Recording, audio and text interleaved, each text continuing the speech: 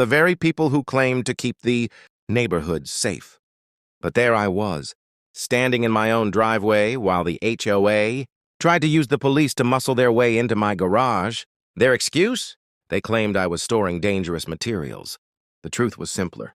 My only crime was catching their break-in, attempt on camera, and hitting play for everyone to see. But to explain how it came to that, let me back up. My name is Ben Carter. I'm a Finnish carpenter by trade, which means I don't just like things done, I like them done right. Corners should be square, edges clean, and every joint should fit snug. That's how I live. That's how I work. And more than anything, I like peace and quiet. For years, I didn't have much of it. So when I finally scraped together enough money to buy a house, I picked Meadow Ridge Estates. The name promised serenity, order. Each home looked like it came out of the same kit, just painted in different shades. Mine was gray. What sold me, though, wasn't the siding. It was the two-car garage. Every man needs a garage, a place that's part workshop, part sanctuary, a room that smells like grease, wood, and freedom. Inside mine were two prized possessions. The first was a 1968 Triumph Bonneville, candy apple blue.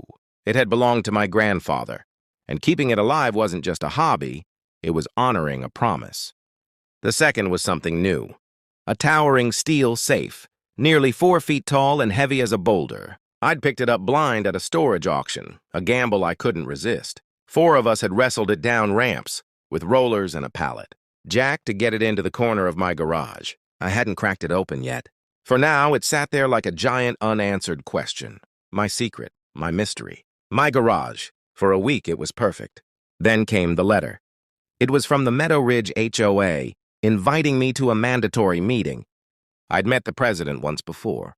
Karen Moore, the kind of woman whose smile looks more like a warning than a welcome. She gave off the vibe of someone who thinks she owns the whole block. And maybe the people on it, too. The meeting was in the clubhouse, where the stale coffee smelled older than the carpet. Karen stood at the front with her clipboard, rattling off fines like a grocery list and talking about community, the way a pickpocket talks about sharing. Then came her big announcement, a new safety initiative. From now on, every homeowner had to give the HOA a copy of their garage key for emergency access, she said, as if she was doing us a favor. The room went quiet. Neighbors shuffled, staring at their shoes. Nobody wanted to stick their neck out. But me? I work with wood and locks for a living. I know why we build doors, and I know why we keep them shut. So I raised my hand. Yes, Mr. Carter? She said, smile tightening.